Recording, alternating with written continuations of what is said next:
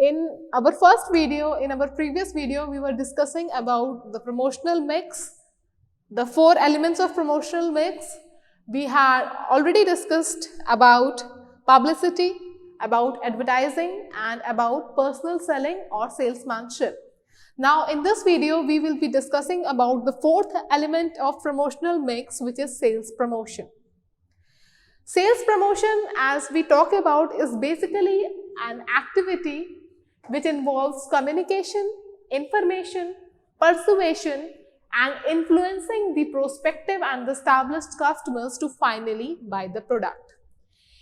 It involves any of the activity which involves one-to-one interaction with our prospective customers, which can be our future customers or the established customers, of whom we have already earned the faith, to convince them, to make them comfortable of what our product is, and finally achieving our targets as and when they buy the products. There are various basic activities under sales promotion. These could include distribution of the sample. It could be the sample medicines, it could be the sample medical devices, or it could be the OTC products, or it could be the food products, or it could be any product which we are dealing with, the sales promotion with. Then it includes premium sales also. What exactly is premium sales is what we will be discussing in the upcoming points. Then we can also hold contests.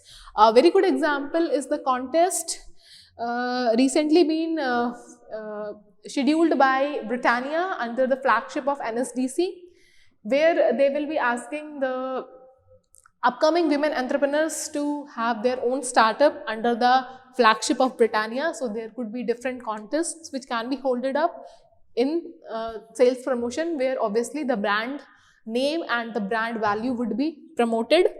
Then there could be participation in different fairs or exhibitions, and then obviously increasing the public relationships. How good or how excellent the PR team is, or the PR building capacity is. So these are the few activities which we will be discussing under sales promotion.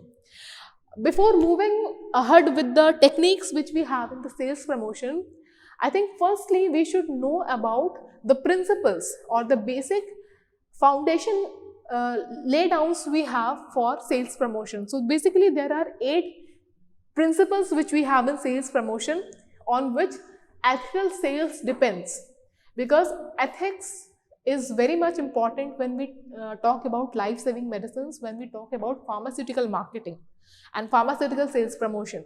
So principles is the founding mechanism of any marketing strategy which we plan for pharmaceutical products in pharmaceutical marketing.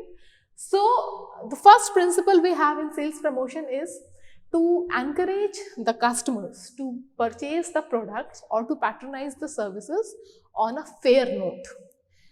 You should be totally fair, you should be totally transparent about what all the information, the scientific knowledge, or about the indications, or about the side effect patterns, or about the mode of action patterns you are sharing with your customer or your consumer should totally be transparent in nature. It should be something which is 100% trustworthy. So this is the first principle, and then only you can ask your customer, you can encourage him or her to buy your product. So this is the first principle. The second principle which we have in sales promotion is to offer your buyers additional value as an inducement to generate immediate release. Obviously, whenever we are providing a temptation, it acts as an inducer for the consumers to buy the product. So we can ask them, we can offer them few of the instant offers or some discount coupons or some add-ons which would act as an inducing mechanism to change the thinking capacity of the consumer to purchase our product. So this is the second principle which we have in sales promotion.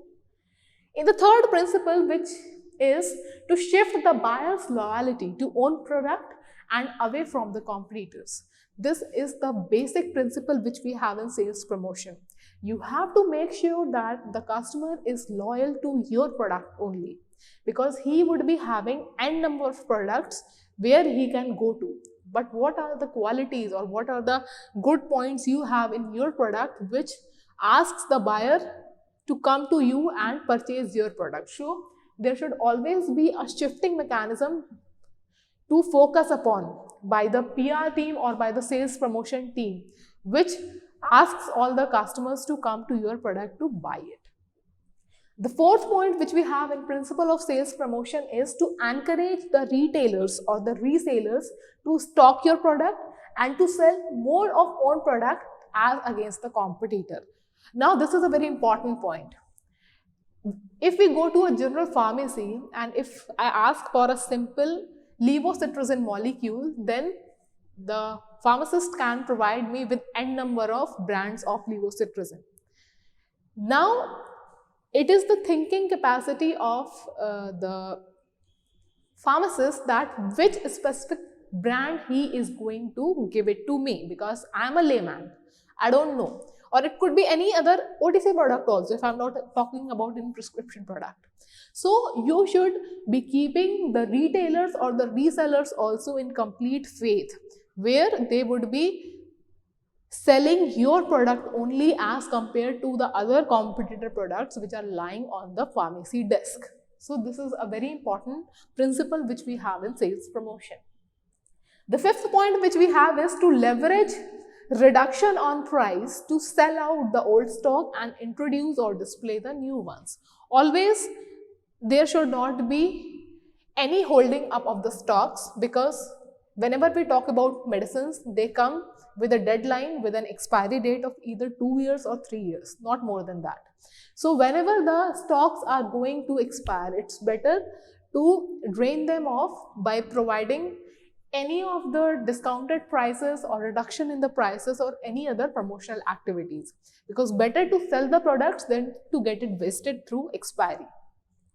The sixth point which we have in sales promotion is to create shelf space for own products or branding against competitors in the store. Shelf product, this is a very important term which comes in the broader sense if we talk about merchandising. Merchandising is the topic which we'll be covering in the upcoming presentations. A general example could be whenever we go to any shop, we see the products which are lying on the shelf or on the various cabinets which we find in the shop, but we cannot see the products which are lying in between or under those shelves. So the products which are staying on those shelves has got a face value.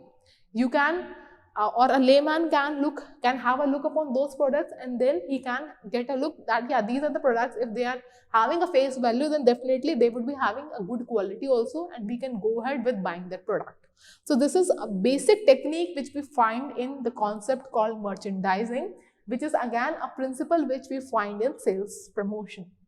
So one should always be very curious about finding a good shelf space, a good angle where there could be eye-to-eye contact of the consumer and the brand, and then it should be easy to pick up. And there are like various factors which comes under merchandising, which helps in easy communication of the product and the consumer to get into reach to that. The seventh point which we have is to win and to get more pocket share of the buyers. You say every product has got a specific share, but how much share your product is receiving from the buyer's end should be at max. It should be at optimum as possible. Eighth point is to maintain and to sustain the market share. The first thing is gaining the momentum, and the second thing is maintaining the momentum. So sustainability is something which is very much required, is very much essential in planning any marketing strategy. So whatever the model which you are designing about your product should be very much sustainable in nature. So these are the laid down foundations or the principles which we find in sales promotion. Now coming back to the techniques which we have, there are 7 basic techniques which we can follow for promoting our products. The first thing is premium on sales. Now what do you understand by premium on sales? Here, what you can do is, whatever the product that you are selling to your customer, along with that, you can add on a premium product or some luxury item or some decorative piece of thing with that product to the main product which you are selling him, which would act as a premium on the existing sales which you are offering to your customer. So it is a very good example which you can go ahead with sales promotion. If I talk about automobile industries, then with the auto like mobiles, with whatever the cars and things which they are selling, they the add-ons which the company provides are different gadgets or the car accessories which the manufacturer can provide to the consumer.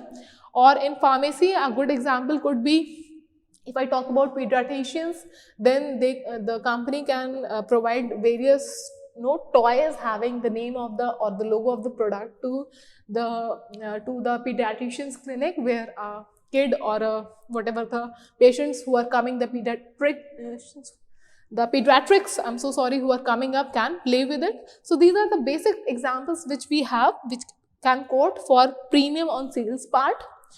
The second is a very common example, which is offering sample products, where on the basic terms they can use the product on a initial note, and depending upon its acceptance they can go for more of the product purchase.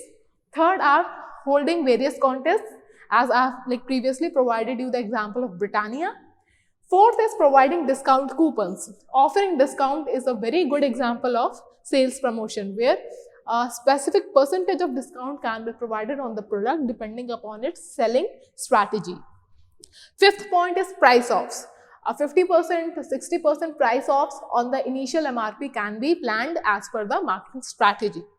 Then sixth are fairs and exhibitions. A very good example can be CMEs, which is continuing medicine education.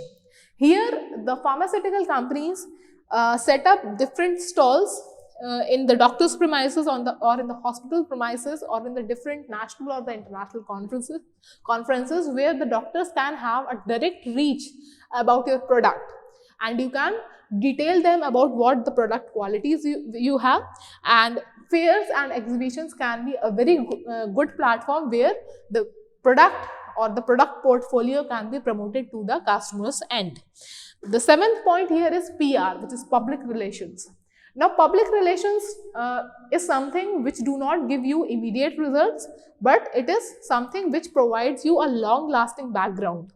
Because if you are having a good reputation or a rapport with your customers, with your doctors, with the stockists, with the super stockists or the retailers, then definitely that reputation or the good public well-being will support you in present, obviously, and in the future to build up the future marketing strategies or sales of your product.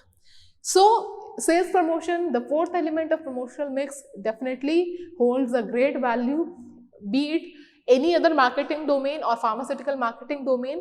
You should be very thorough about the activities which comes under sales promotion, the techniques which comes under sales promotion, and most importantly, the principles of sales promotion. We are done with sales promotion part, and we'll be coming up with the next video series shortly. Thank you so much.